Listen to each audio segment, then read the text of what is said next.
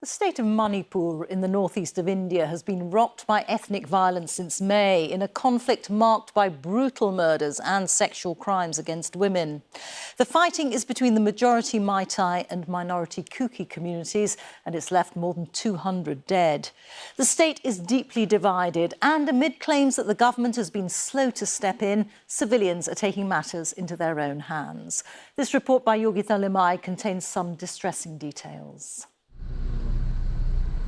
The road that divides a people who used to live peacefully together now feels like a heavily militarized border between countries at war.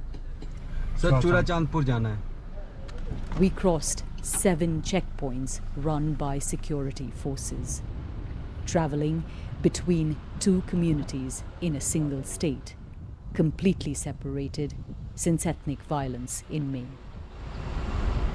On both sides, we couldn't pass without permission from locals. One sign that people are taking matters into their own hands. This is another, a bunker run by civilians. These are men from the Kuki minority who live in Manipur's hills. Their guns aimed at an opposing bunker of the Meitei majority who live in the valley. Kakam, as he wants to be called, is a labourer. We are compelled to pick up arms to defend ourselves. We don't want violence, but we don't fully trust that the security forces will be able to protect us. The men who were in this bunker were civilians doing ordinary jobs like farming or keeping a shop.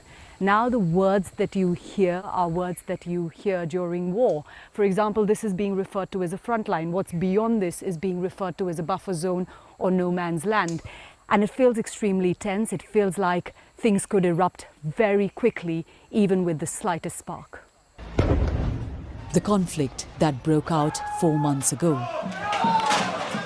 descended from tensions over quotas in education and jobs, land rights and political power. But the scale was unexpected. In the first few days, the dead were overwhelmingly from the Kuki minority.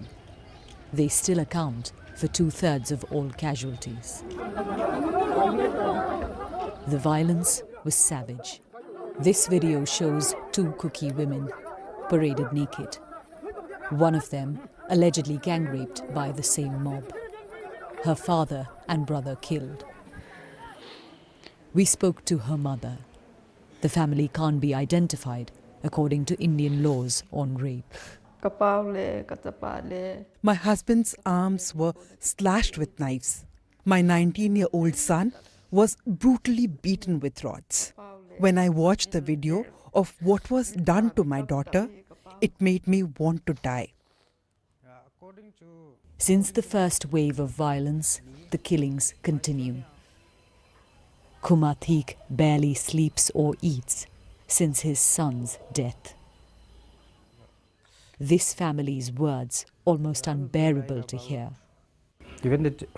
But Abraham wants everyone to know what they've been through. He tells us his brother David was tortured and killed by Meitei men in July. And a video of his severed head placed on a fence surfaced a day later. It is extremely painful. I don't even keep his photos on my phone because when I see them, I think of disturbing things. We travelled out of the Kuki areas. At the end of each journey, stories that explain how the divide became so deep so quickly. This is a Meitei home in mourning.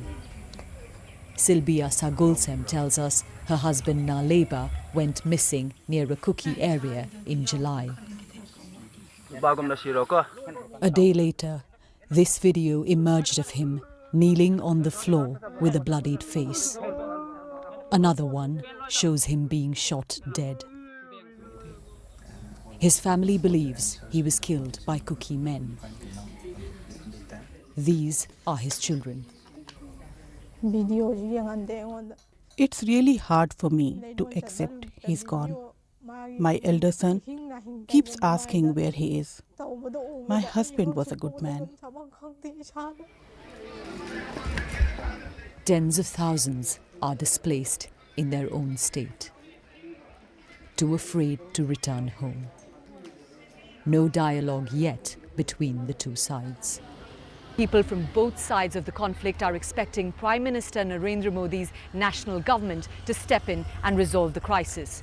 They say they're disappointed that despite the severity of the violence, for months he didn't speak about it, and they say even now there are no concrete steps being taken on the ground.